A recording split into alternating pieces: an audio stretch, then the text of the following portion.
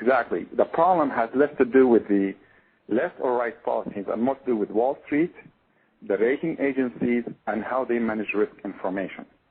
If we peel out all the layers, we realize that the root cause of the problem is the market failure to accurately price risks.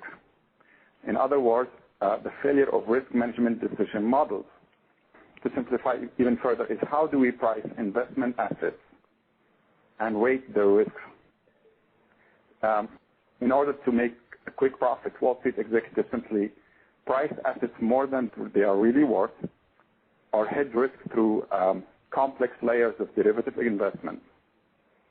And this is, by the way, not the first time they did that. They did, if you do a little bit of history research, you'll find they mispriced assets in the 80s, and hedge funds failed with the overpricing of bonds. The solution really is in the disclosures and the accountability of the rating agencies. On the surface, it might look like Clinton passed some laws or Bush passed some laws. They are really not the cause of the problem. Really, it boils down to Wall Street and how they price assets. Now, Doctor, people on the street, people at home, people who are affected by this, watch the government give away hundreds of millions, billions of dollars to save these very same Wall Street companies that Medyanis is talking about. Was it the move to make, or aren't we supposed to be in a society where you're supposed to be allowed to fail if you don't do well? Well, I think there's some agreement, at least among economists, that some stabilization of the financial sector was necessary in order to kind of get us back on track. It would be hard to, get some of the expansion that we needed without a stable financial sector. Now, that's quite different from saying that the government should be financing high salaries and luxury retreats, which were some among the more controversial aspects of the bailout that weren't really part of the bailout, but seemed to occur as a result of banks being able to get out of the financial crunch they were in. What do you think the public is missing in this discussion? What is something that is not being talked about that is crucial to recovery?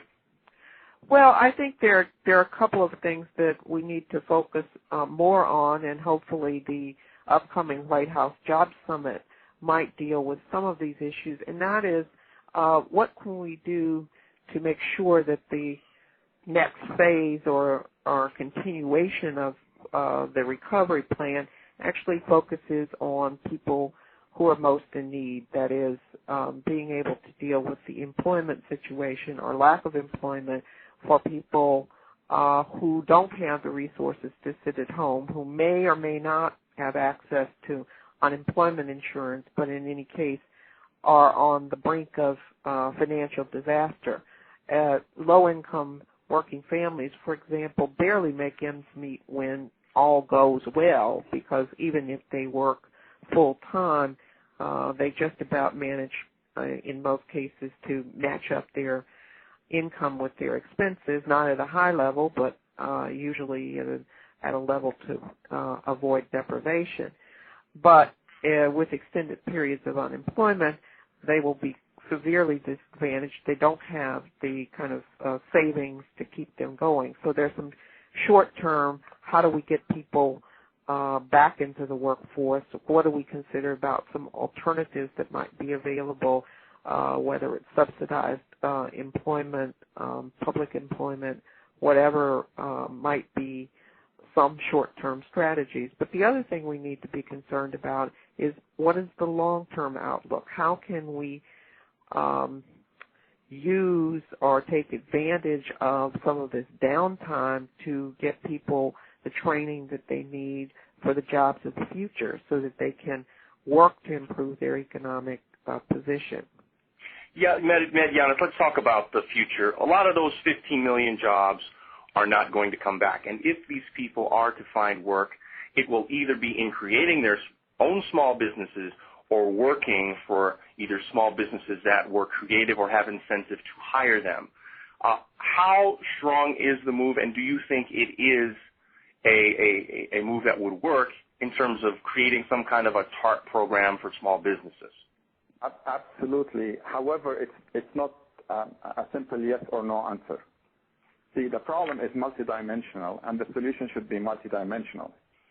The TARP program for small business does help. The idea or the logic behind it is to unfreeze credit and help small business create employment. Low-cost money, we know that can help businesses remain afloat for a while, but what we should look for is sustainable job creation, and that comes from growth. The market has to grow. So it's just simply giving money to small businesses without investing in growth industries and without proper supervision. It's going to happen exactly the same thing that happened with the big banks. You can't just give them money. The money has to be tied to employment creation, export industries, heavily concentrated in areas of alternative energy, electric car manufacturing, and so on.